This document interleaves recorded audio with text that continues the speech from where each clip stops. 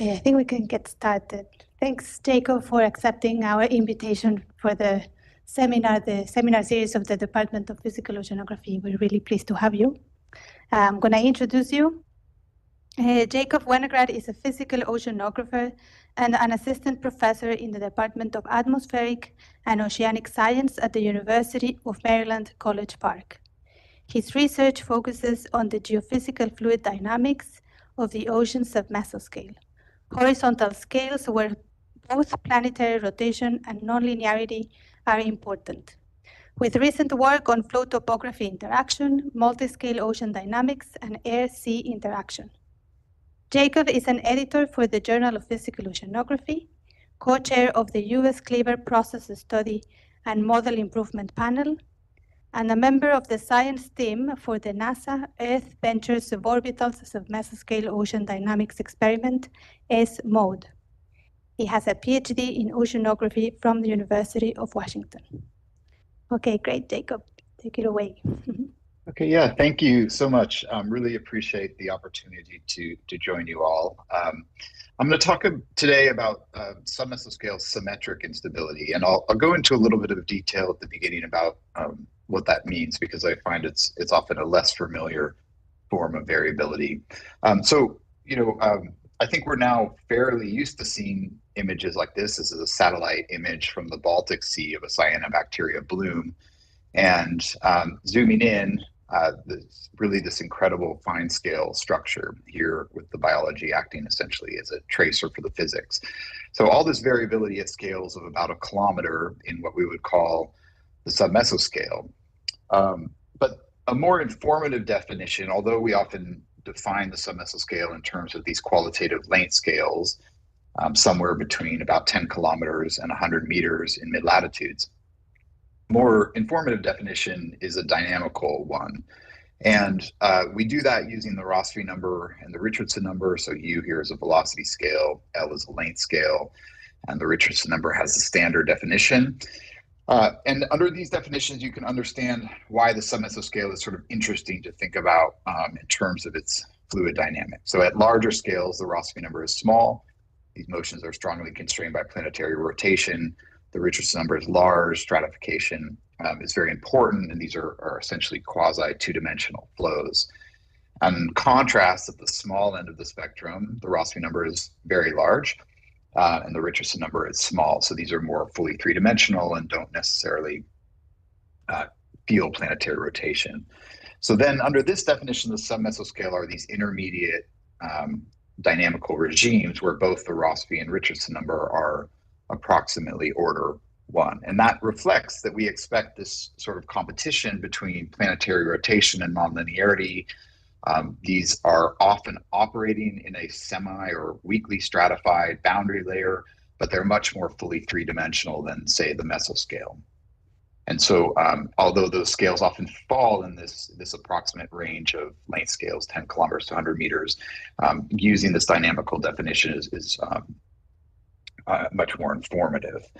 Now, when we see this sort of fine scale variability, which is evident in these high resolution ocean color images, we understand now that a lot of that variability comes from a variety of instabilities, including baroclinic instabilities in the surface boundary layer.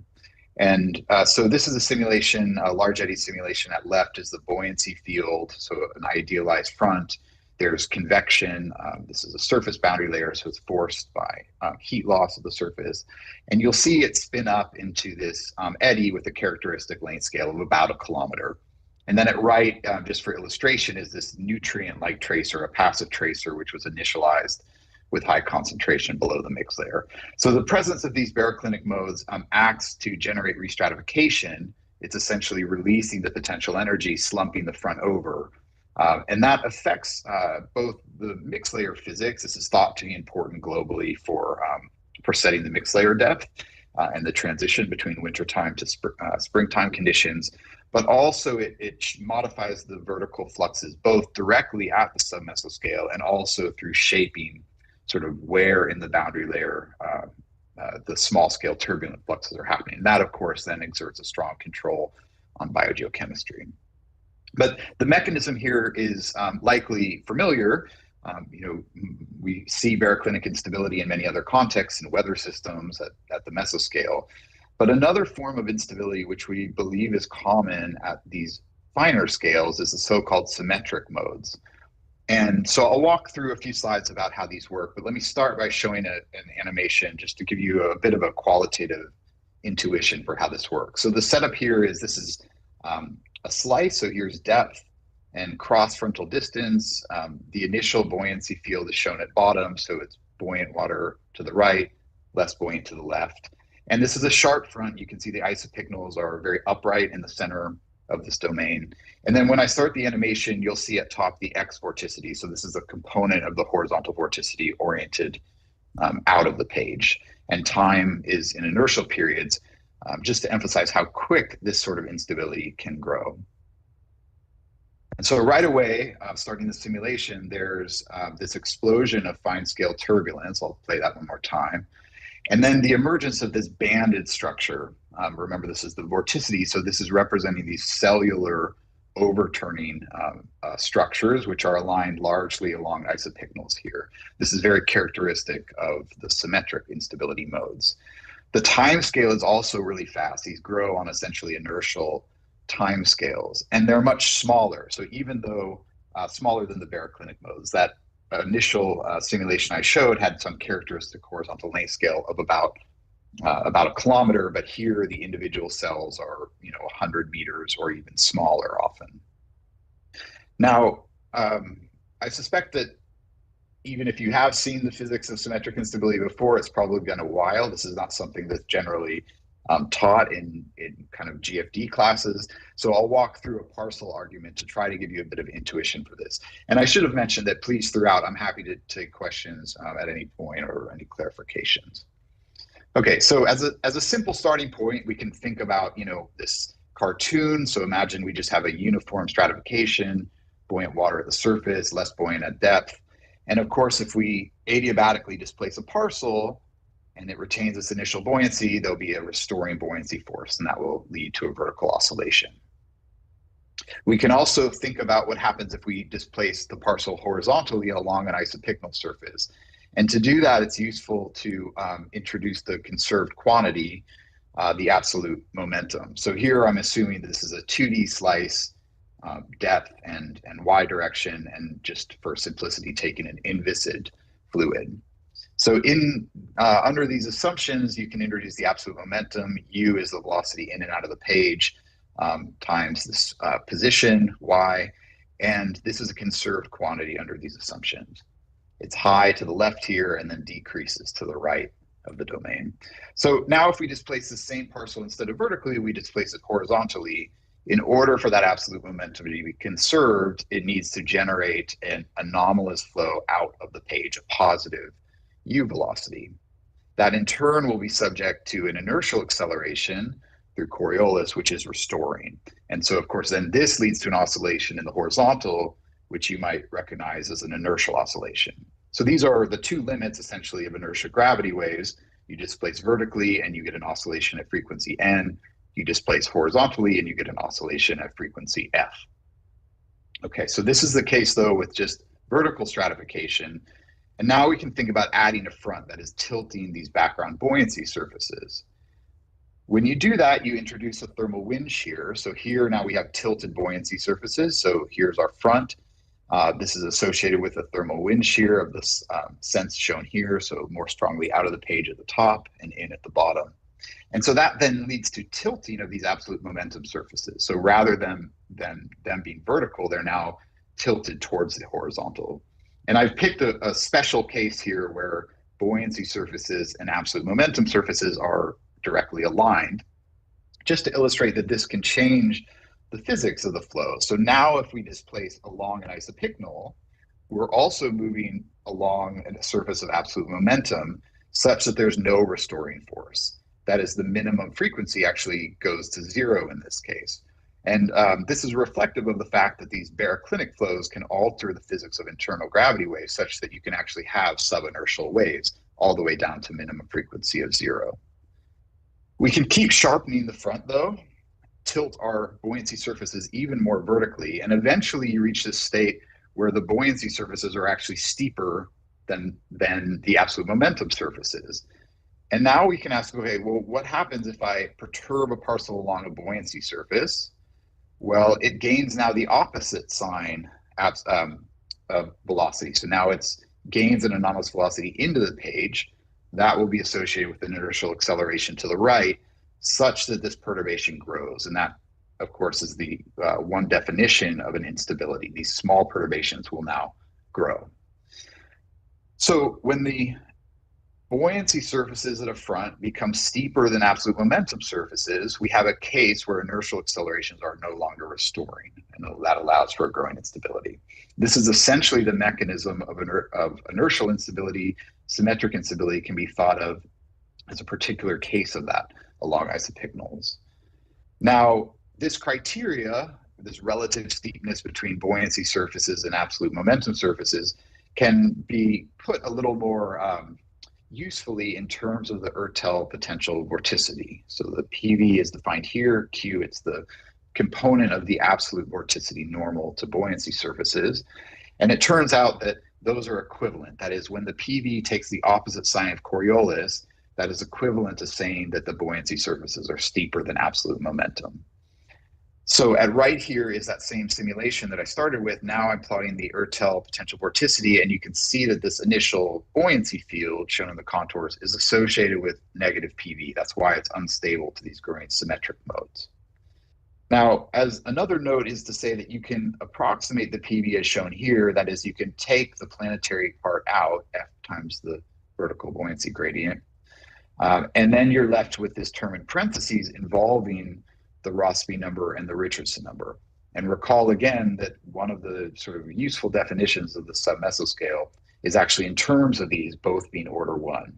And this, I think, provides an explanation for why this flavor of instability can be common at the submesoscale, although less common at larger scales. Both the Rossby and Richardson number can cause the PV to become negative at these fine scale fronts. Okay, so now we have this negative PV region initially, and this instability grows to finite amplitude and acts to bring this layer back to marginal stability. That is, bring this initially unstable negative PV region back to 0 PV by entraining high PV water from the flanks. Energetically, the growth of these modes is coming by taking energy from this background thermal wind flow. So this is happening through what's called the geostrophic shear production. This is a shear production term in the kinetic energy equation that's tapping essentially the large kinetic energy from the thermal wind shear or from the front itself. That goes into eddy kinetic energy, but you also get a sense in these simulations of how much fine scale variability there is. And if you zoom way in, these are large eddy simulations, which were performed by Tomas Shor, who's a postdoc in our group here, and published now 2 years ago in JPO. If you zoom in on these, you find that actually what's happening is that these overturning cells generate a lot of shear. So this is, again, vorticity out of the page, so two opposite sign cells. There's a lot of shear between them, and they roll up into secondary Kelvin-Helmholtz instabilities. And that then opens this pathway essentially for taking energy out of the front into the submesoscale and then cascading it forward to turbulent mixing and dissipation. And you can see that in this same simulation. That's kinetic energy at top and then kinetic energy dissipation rate at the bottom, where there's these bands of high dissipation rate associated with these overturning cellular structures. So one way to think about SI is that it actually in many ways is acting like this very unique form of boundary layer turbulence. Unique both in its structure, but also in its energetic pathways, right? So it is tapping the energy stored in the balanced flow rather than being something which is forced, say, by air-sea interaction. And in observations, actually, it suggests that this can be quite a large source of energy for mixing. And so probably the best available observations of this come from work by Eric DeSaro and colleagues in the Kuroshio. So to orient yourself, this is a map of surface temperature and then contours of altimetry. So here's the Kuroshio separating from the coast of Japan. And there was a ship survey shown in this sort of black squiggly line along the Kuroshio front. This is what it looked like unwrapped. So here's depth, and then this is potential density. And they're highlighting here one particularly sharp frontal crossing, so a very sharp submesoscale front embedded in the Kuroshio. And as part of this, they deployed some of Eric Dessar's Lagrangian floats. These are water following floats that can actually track turbulent eddies in the surface boundary layer, so directly measure vertical velocity in the turbulent boundary layer. And Eric has been deploying these in many different regimes all over the world for decades. And often you see results as shown here. So this is a plot of the observed vertical velocity variance, so W squared from the float, against 10-meter wind speed. And so many of these observations from a variety of different regimes line up along this dashed line. This outlier is this sharp front here. So although the conditions of the front were relatively moderate in terms of surface forcing, wind less than 10 meters a second, they saw about an order of magnitude enhancement of the turbulent intensity, the vertical velocity variance. And to put those values in context, many of these green dots up here are observations from hurricanes.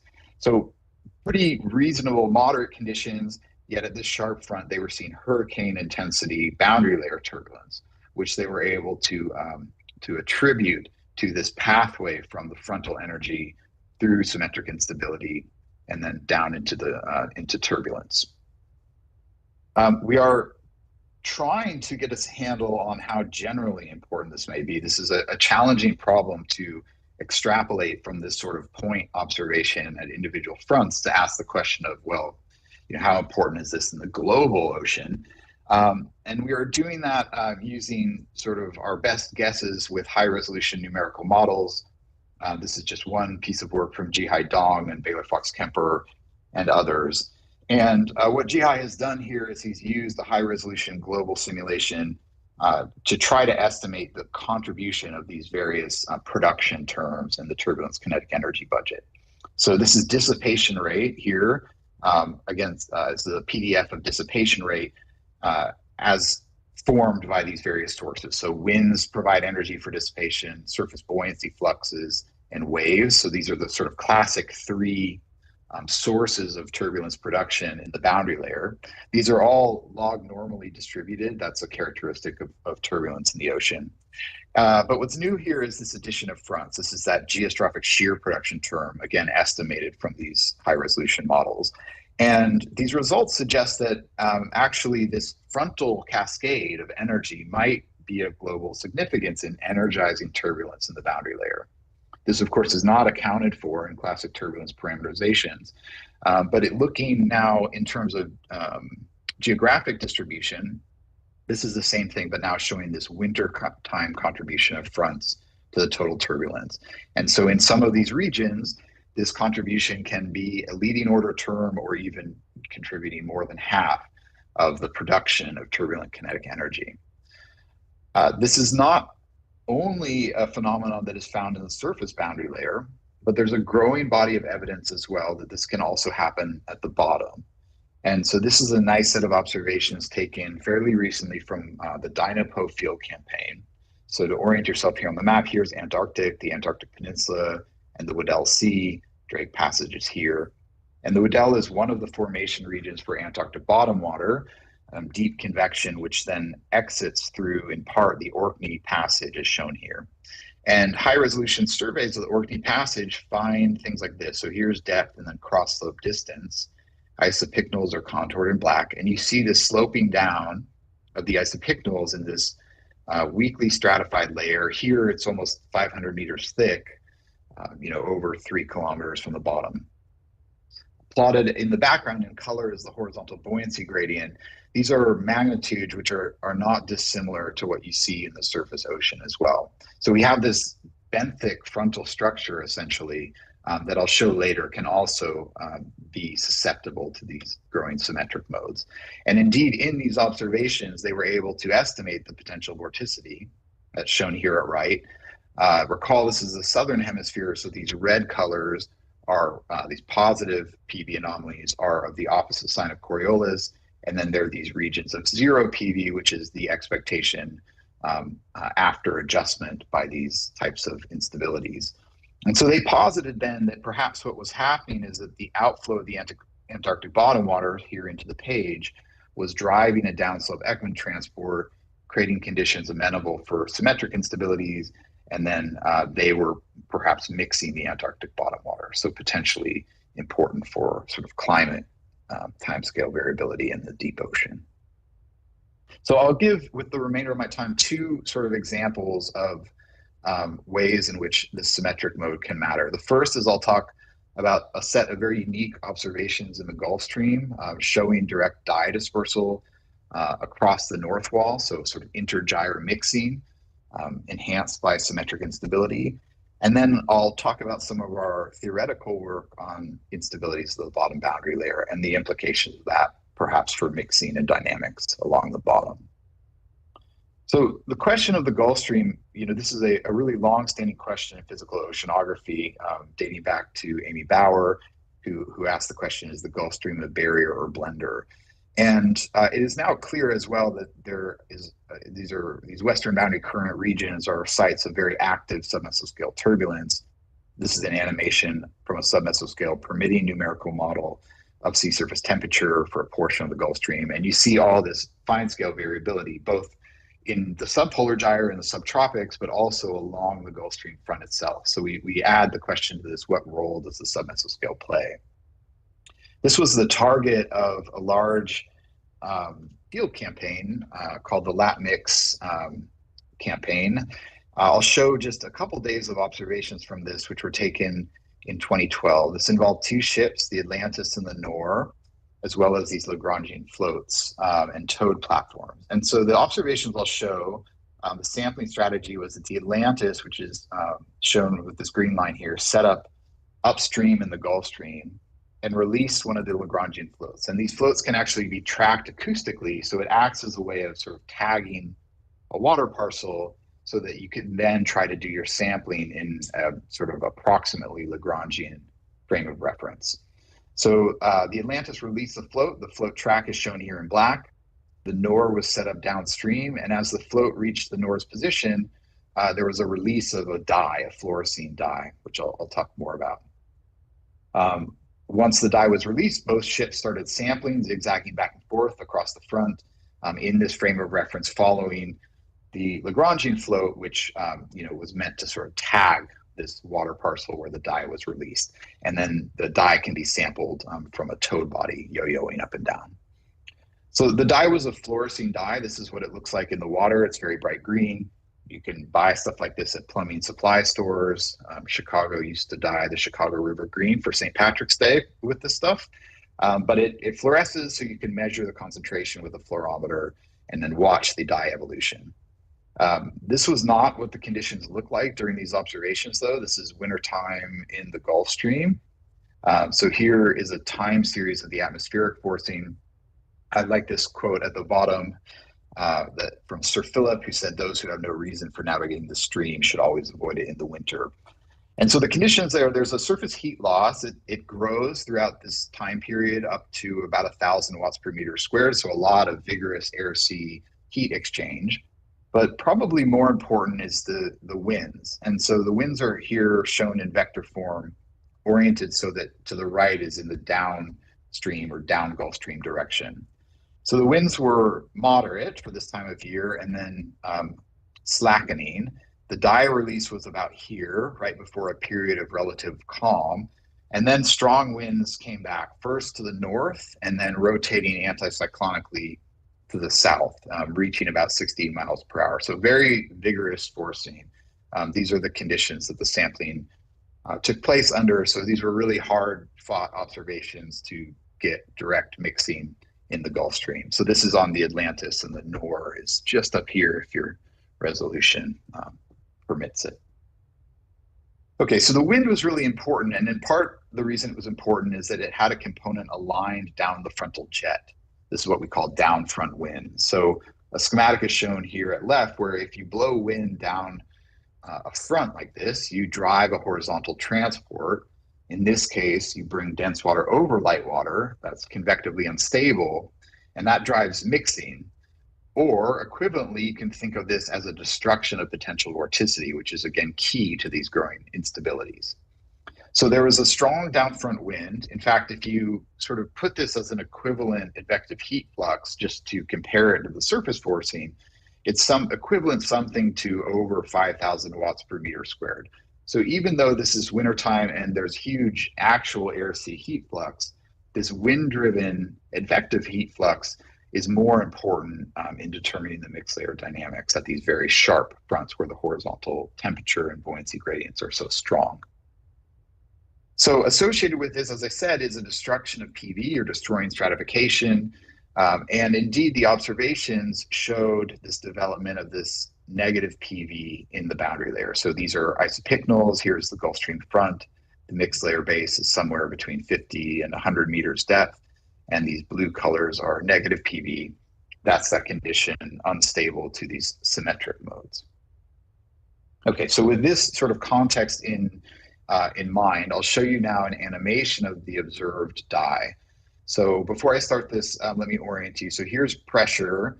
This is distance in kilometers normalized to sort of the center of the Gulf Stream front. The color scale is showing the observed dye concentration, logarithmic scale, and then these white contours are density contours. And then at bottom, what you'll see highlighted is the time period. So each of these is a section across the front, and the time period that section spans is shown here relative to the forcing, and then the physical location is shown here. So I'll start this and then walk through a few aspects. So very quickly, there's lots of mixing. It's released in the boundary layer. And the first thing I'll just emphasize is that under really less than half a day, but certainly less than a day, the dye has dispersed horizontally in the across Gulf Stream direction by over 5 kilometers or so. And that was really surprising when we first started looking at these observations, that there was so much horizontal dispersion of the dye. So let me restart this.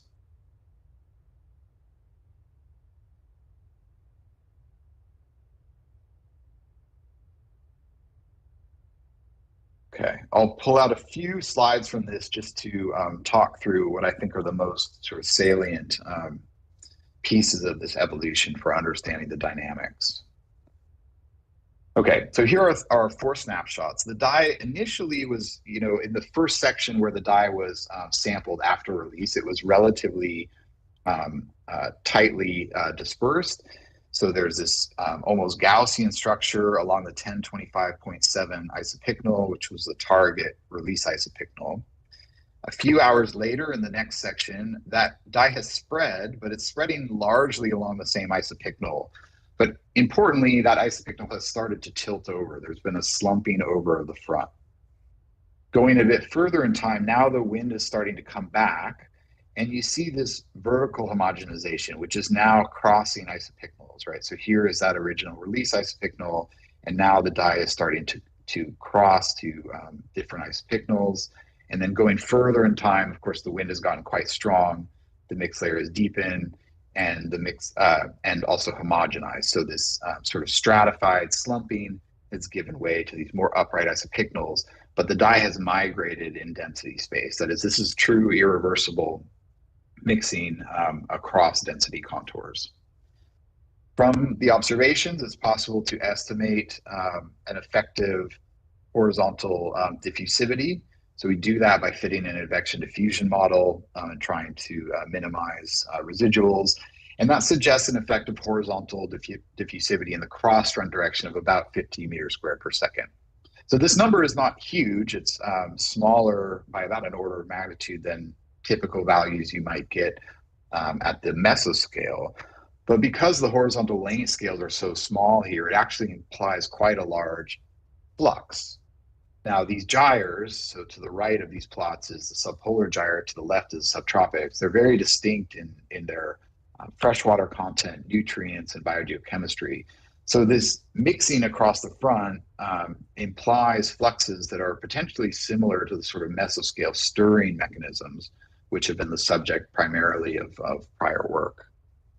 So to understand what caused this, we turn to large eddy simulations. This is an idealized domain. So here's the sort of schematic of the domain. It's doubly periodic, so stuff that exits either direction comes back in. And we do that by imposing a uniform horizontal background gradient. So there's a thermal wind shear initially meant to sort of crudely mimic the Gulf Stream.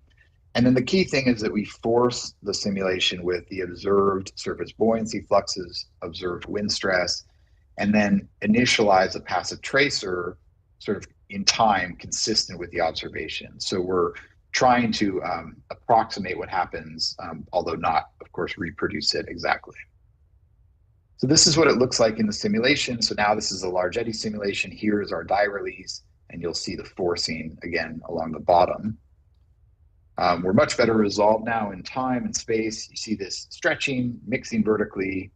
Here is the slumping over of the front, spreading of the dye patch. And now this strong wind forcing is going to start. So you'll see the development of turbulent mixing. The ice pigments are in white. And then as the wind wraps around, you see this cross-frontal advection and then deepening of the mix layer. So very similar actually in sort of end result of this dye patch to what was observed in the observations, despite the sort of simplicity of the numerical domain. And most importantly is this capturing a similar spreading, both qualitatively and then also quantitatively. So we can take the simulation, estimate the effective horizontal diffusivity in the same way we did from the observations. And we find an average horizontal diffusivity of about 50 meters squared per second. So very comparable to what was seen in the observations. Now, clearly key to this is this development of this sort of slumped over, sheared out layer of dye, which then when there's strong forcing, homogenizes vertically. And so a reasonable first question to ask is whether the front is actually doing anything here. It's super strong wind forcing. Maybe that is sufficient to actually do this mixing. And so to test that, you can play games. You can remove the Gulf Stream and just run the same simulation with no front. So now you're just initializing the dye and forcing it with the winds and buoyancy flux. And you don't develop nearly as much horizontal dispersion. In fact, it's about an order of magnitude smaller effective horizontal diffusivity than if you have the front. So it's a somewhat contrary result that the presence of the front in these simulations is actually enhancing horizontal dispersion.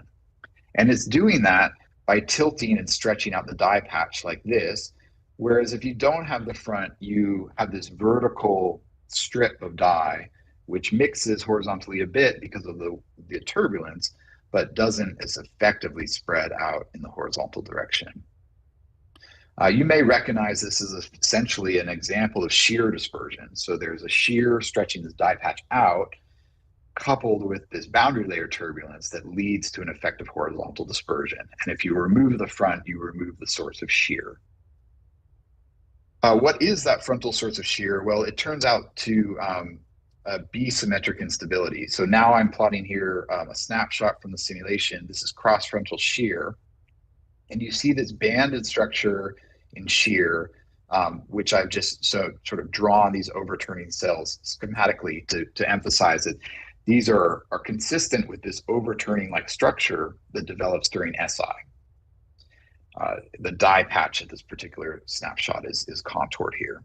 So these cells are mixing along isopycnals, mixing geostrophic momentum, and that then leads to this slumping over of the front, this flow down the pressure gradient, which is key for stretching this dye patch out such that turbulence can then mix.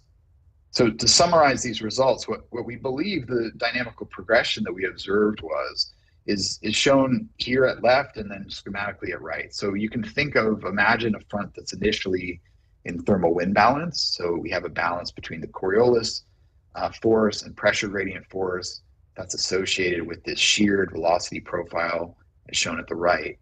If you start homogenizing the velocity profile, you mix the geostrophic momentum both through boundary layer turbulence and through these symmetric modes, that lessens the Coriolis force that's available to balance the pressure gradient force and leads to this overturning circulation that slumps the front over. In terms of the dye, that's really critical for the dispersion because that stretches the dye patch out such that then when the turbulence intensity increases and the mix layer rehomogenizes vertically, you've led to this effective horizontal shear dispersion, starting from this well-defined tight patch and then spreading it out horizontally in this way.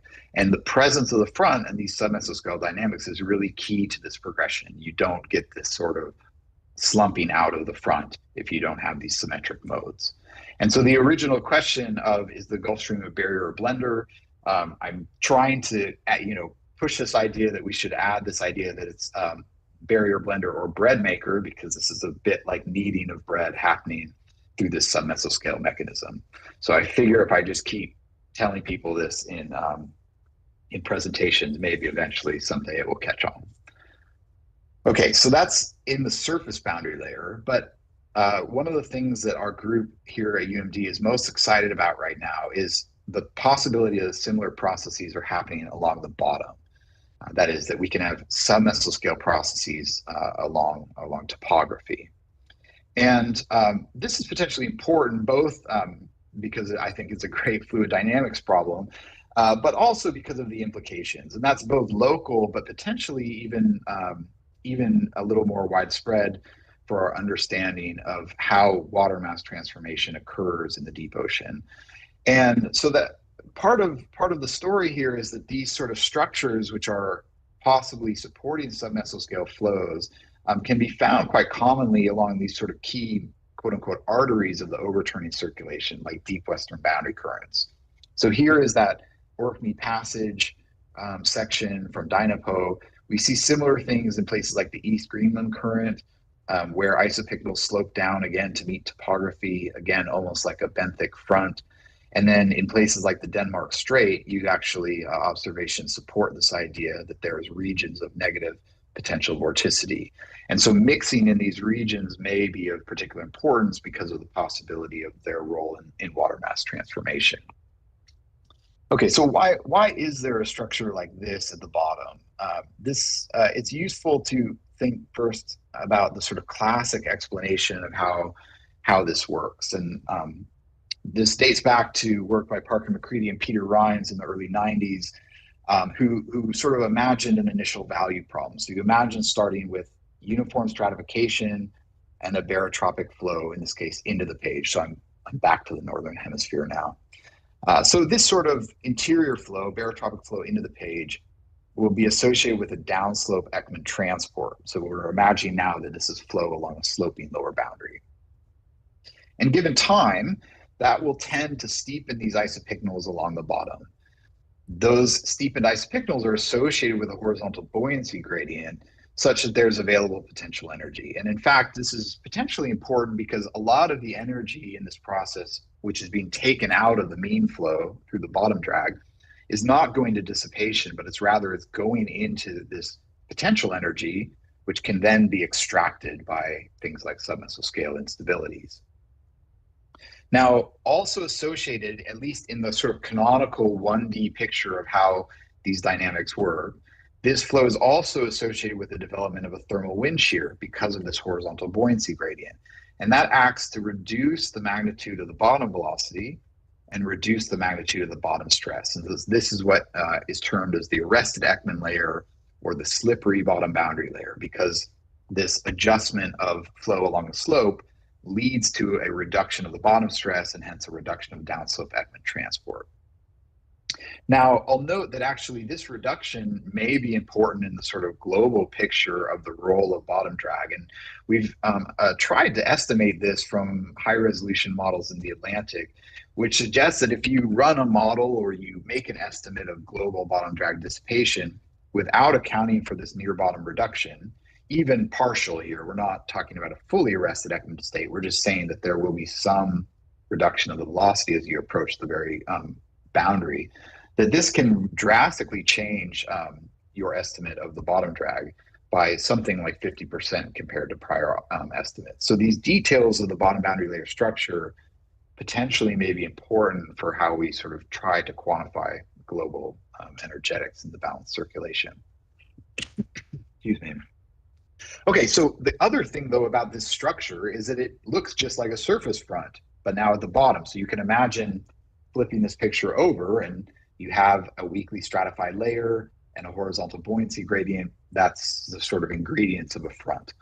And so we have worked to try to understand this setup and whether it's susceptible to instabilities. And indeed, we find that you can sort of usefully partition parameter space in terms of the Richardson number, the standard definition, and then the slope-Berger number. So this is likely an unfamiliar parameter, so I'll talk through it.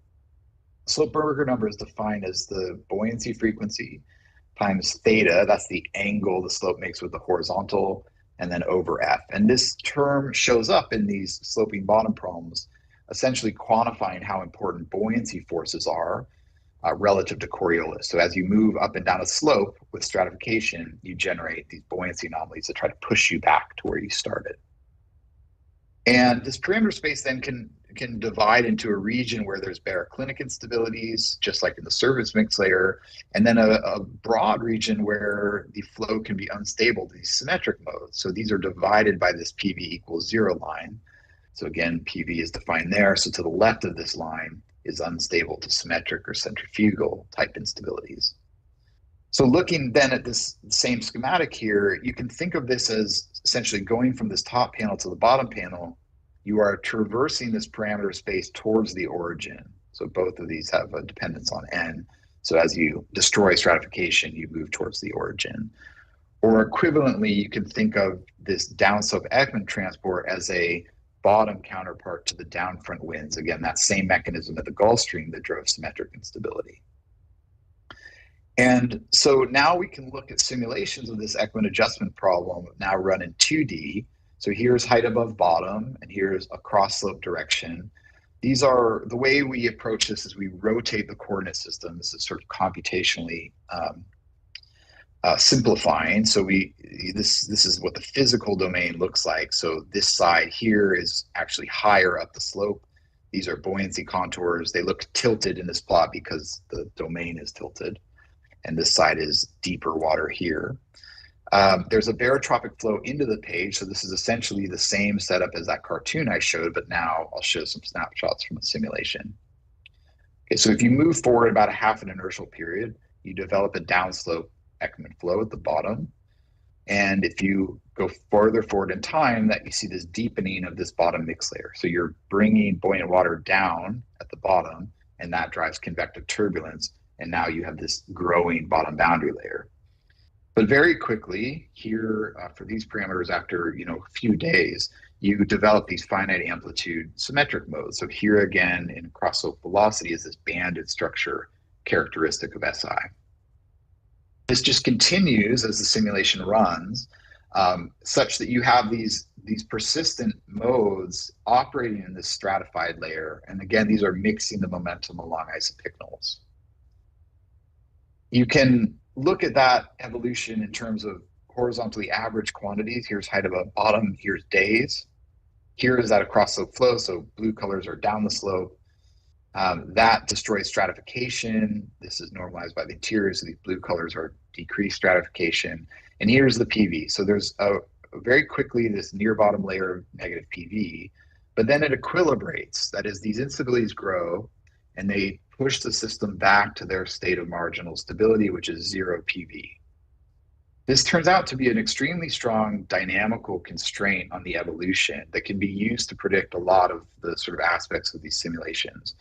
We can predict the growth of the boundary layer. So this black line here is the theoretical prediction of this deepening boundary layer. It grows at a different rate than you'd expect from buoyancy considerations alone. The boundary layer also remains stratified, even though it's turbulent, and you can predict the interior, the stratification based on the interior stratification and the interior slope Berger number. So for these steep slope regimes, you can have this SI layer that retains a significant proportion of the interior stratification. And just like in the earlier simulations I showed, this leads to a forward cascade of energy to dissipation. Most of that geostrophic shear production is going into dissipation rather than growing the eddies. And again, using the PV constraint, we can estimate how much mixing there is. It effectively acts like a new bottom drag term. Now, one thing I want to mention, though, is that these instabilities also have sort of interesting characteristics in how they mix buoyancy versus dissipate kinetic energy. And so here is a plot of the ratio of the buoyancy mixing, epsilon sub rho, to the total irreversible mixing, so buoyancy mixing plus kinetic energy dissipation rate. So this is referred to as the mixing efficiency. Canonical values are shown here by this dashed line. And then the x-axis here is the ratio of horizontal to vertical shear production. But you can think of this essentially as being shallow slopes over to the left, steep slopes over the right. So there's significant variability in this suite of large eddy simulations in how efficient these modes are at mixing. Some of these regimes are good at dissipating kinetic energy, but don't mix a lot of buoyancy, whereas other of these regimes are actually quite good at mixing buoyancy. And to put that in context, this is the sort of approximate range of those Orkney Passage observations. These are instantaneous values from the LES, which fall in that range. So comparable to the sort of mixing efficiencies that have been estimated in observations that led to the suggestion that these symmetric modes along the bottom might be an important mechanism for water mass transformation in the deep. And finally, I'll just note that these are not solely restricted to operating along the bottom. And this PV, which is created from these downslope flows, can often separate into topographic wakes. And so this is an animation from another large eddy simulation, now of PV. So these blue colors are regions of negative PV, which are shedding off a headland-like structure.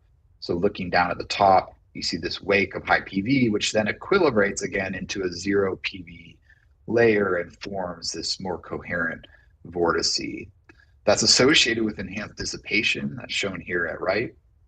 And looking at a sort of snapshot through at 3 different points downstream, PV along the top, dissipation at the bottom, you see these overturning structures which are returning the wake to PV, PV equals 0, and the formation of these sort of coherent low PV vortices that are associated with this sort of mixing enhancement along their rim. And so in summary, symmetric instabilities are this fast-growing instability. The fast-growing instability when the PV is less than 0. This is a common or a more easily achieved state at submesoscale fronts. And they really, I think, can be usefully thought of as a unique form of boundary layer turbulence, unique in their structure and in their energy source from the balanced flow.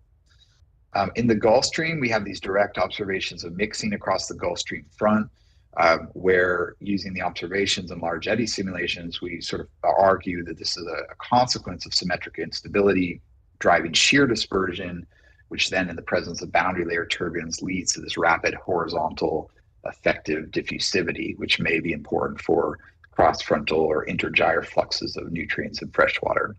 And then at the bottom, we're seeing this sort of emerging picture that many of the lessons learned from the surface boundary layer may apply as well at these scales, that they may, submesoscale, symmetric instabilities may alter benthic dynamics, turbulent energetics, and hence might be playing a sort of previously overlooked role in mixing both abyssal and coastal waters. So thanks very much. I'll leave it there. Thank you so much, Jacob, for such a nice seminar. So we are open for questions. If you want to open your microphone and or camera for any questions. Yeah, I have a question, Paulina, for Jacob. Yeah, go ahead. Thank you very much for the presentation, Jacob. Very interesting. Thank you. Boundary dynamics. And I have a question regarding about the scale of these vertical velocities on this overturning circulation due to symmetric instabilities. What is the order of magnitude of the vertical velocities in this kind of instabilities? And if you believe that Dassaro's work really measured these vertical velocities with these buoys that you present, and how we can measure these instabilities with how we can measure it. We use gliders here. We often cross strong gradients across eddies and fronts in the Gulf of Mexico. And we're very interested in if you have any idea how we can diagnose this kind of instabilities using glider data. Otherwise than looking at the PV, saying, okay, PV it's negative, okay, that there are the conditions, but actually you're not measuring the instability. Yeah, no, that's right. Those are great questions, and I think your last point is really important. So, I guess let me start by saying that I don't think that actually DeSaro's float was measuring the overturning vertical velocities. So, like in the large eddy simulations, there's this sort of noisy mix of different scales, right? So that you get these. I mean, the linear modes are these cellular structures, but they so quickly, when they reach finite amplitude, give way to boundary layer turbulence. And, a significant portion, maybe most of the vertical velocity variance is probably coming from the fine scales, turbulence scales, not the kind of coherent overturning cells.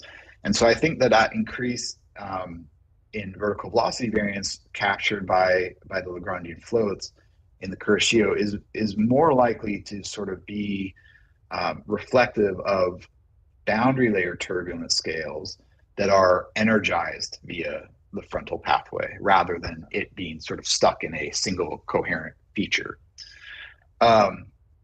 Yeah, I mean the other part of your question I think is around the gliders is exactly right. And, it still is in many ways very dissatisfying in the ways that we observationally confirm or quantify these sort of processes in general at the submesoscale. So before you gave your last caveat, I would have sort of pointed you to work by Andy Thompson and others that I'm sure you're aware of, and how you can sort of look for Eric DeSaro says we always see the cat food but never the cats, right? So you can point to things that suggest yes, these instabilities might be happening, zero PV or negative PV conditions that are amenable, that we know are amenable from stimulation, but there's not good evidence. The sort of, in my mind, the best evidence in some sense is the sort of work that Eric has done where and there's similar work in the Gulf Stream during Lambics where you can not just point to the negative PV but also point to things like kinetic energy dissipation rate and then ask whether that scales with the sort of theoretical expectation. So perhaps you could do similar if you had a glider with microstructure measurement is sort of look for not just the bulk quantities but also whether you saw enhancements of turbulence that were consistent. Now even that may not be, definitive. And so one of the things that we're actually working on, there's a postdoc who recently joined our group named Jiwa Zhang, and he's actually finding that some of these energy exchanges are probably generic. That is, you don't need there to be symmetric instability for these sort of exchanges to happen. There's a bit of aerial work from Ivan Savelyev in the Gulf Stream showing sort of frontlet formation along the surface from very high resolution aerial imagery, which in sort of scale analysis may be the result of SI, but again, that was a case where they had that but not in situ. So yeah, I don't believe that there's a better, more direct way of doing it right now. But if you have thoughts on how to do that or what information this sort of model could give you to better constrain how you analyze the observations, that would be fantastic. Yeah, thank you very much, Jacob. Yeah, because the work of Asaro, I remember was like 1,000 meters a day, the vertical velocity, something like that, 1,000 meters a day. It was super strong vertical velocity. I never saw like an observation of such a strong vertical velocity. It's the only work that I recall. With observations, I mean. That's right. Yeah. Are you? Those are the laser observations or the Gulf of Mexico observations, perhaps, or are you talking about the ones I showed here? The ones you showed, yeah, the okay, 2015 paper, I think, the Asaro one. Yeah, it was 1,000 meters a day. I remember. I work a little bit with vertical velocity, but at mesoscale, and are like 10 meters a day. And this was Yeah. 3 orders of magnitude. Yeah. I mean, they've seen similar numbers coming from the sort of large drifter deployments in the Gulf of Mexico and these regions of strong convergence. So I tend to believe that that range is probably physical, of course, over a very small area. Thank you. Very nice. Yeah, thank you. Thanks. Paulina, can I make a question? Yes, please, Manuel, go ahead. Yes. Thank you, Jacob, for your seminar. It was very interesting. I have a very simple question. In your dye simulations, the dye suddenly appears on the left, do you have periodic boundary conditions there? Yeah, so the way we sort of, it's what we call a frontal zone simulation. So just for computational efficiency, one of the ways you can do this is you're essentially, you impose a uniform horizontal background gradient, and then you solve for the perturbations, and that lets you get away with the doubly periodic domain. And in fact, when we started running these simulations, we started with a smaller domain, but there's so much wrapping of the dye that we went bigger and bigger and bigger until we just sort of marginally could argue that we weren't, they weren't interacting across that. But there's some aspects of that setup which are not entirely physical, both in terms of the dye wrapping, but also just the sort of energetic pathways that happen in those frontal zone simulations. Thank you. Yeah, I don't have a Go for it. question. And thank you, like everyone else, excellent talk, Jacob. I do wonder, I mean, I know I'm aware of your work also with flows with curvature.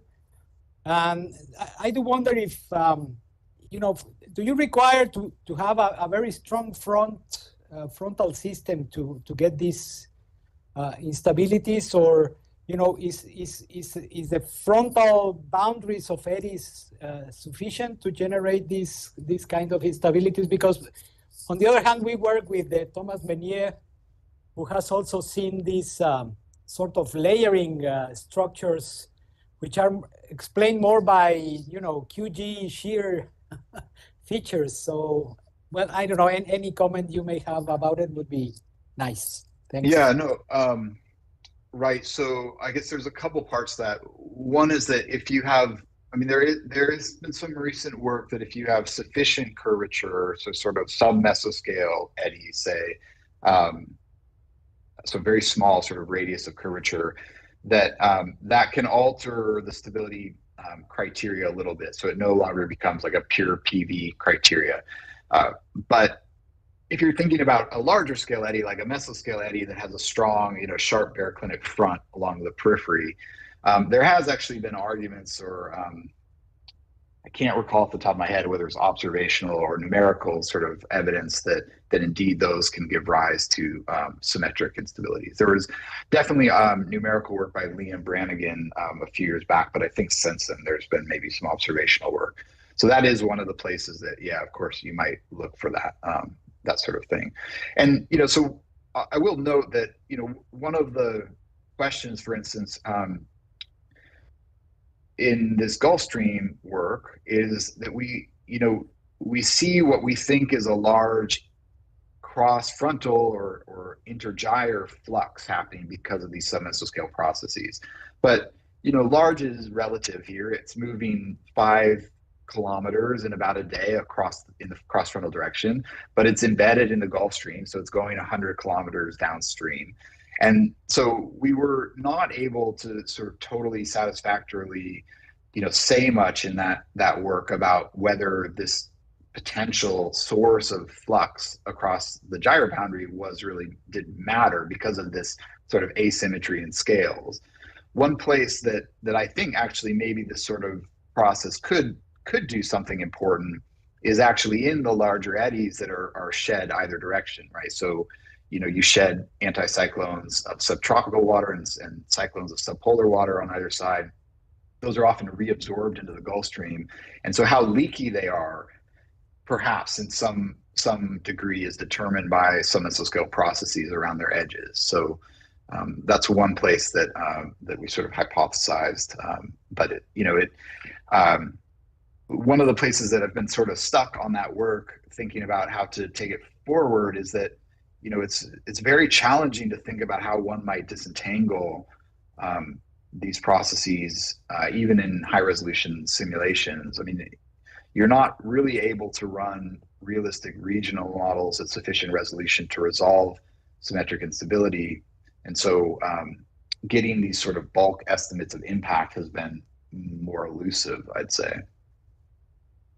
Thank you very much. Thanks, Julio. Any other question? Hi, Jacob. Go One ahead, question. Alex. You were mentioning something about the resolution and the inability to model this regional setups in large resolution. But is it possible to, in some way, using the simulations you already have, to parameterize or to be used in larger regional setups, let's say, to mimic the processes I'm talking about boundary layer processes, of course. Yeah, no, it's a great question. So there is an existing parameterization of force symmetric instability. Scott Bachman and others worked on that, and that has recently been sort of further validated by Jihai Dong.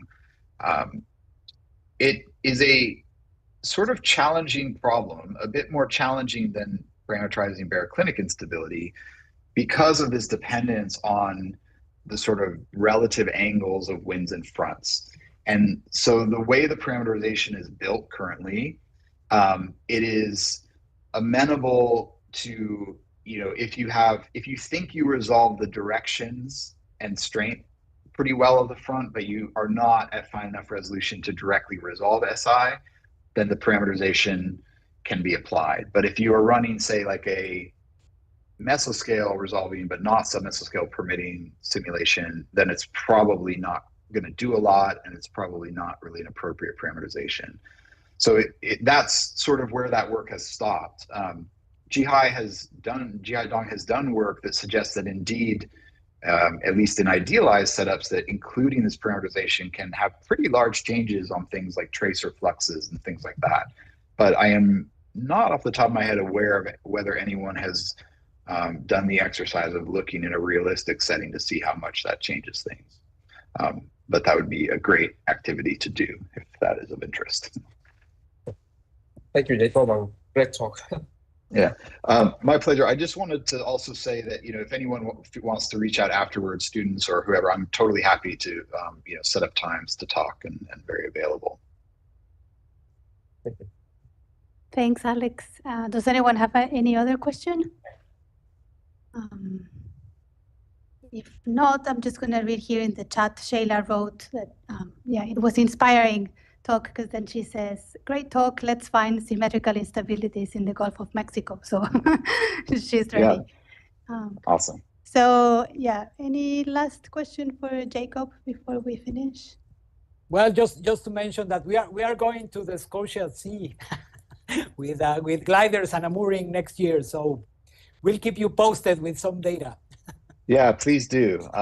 Yeah, and I mean, this question of what we can do better to sort of diagnose both these and other, you know, submesoscale processes, I think is a really important one. And you know, we have a lot of these large eddy simulations and are happy to run them, but could definitely benefit from guidance in terms of like how to better translate some of this stuff into you know, observationally feasible things.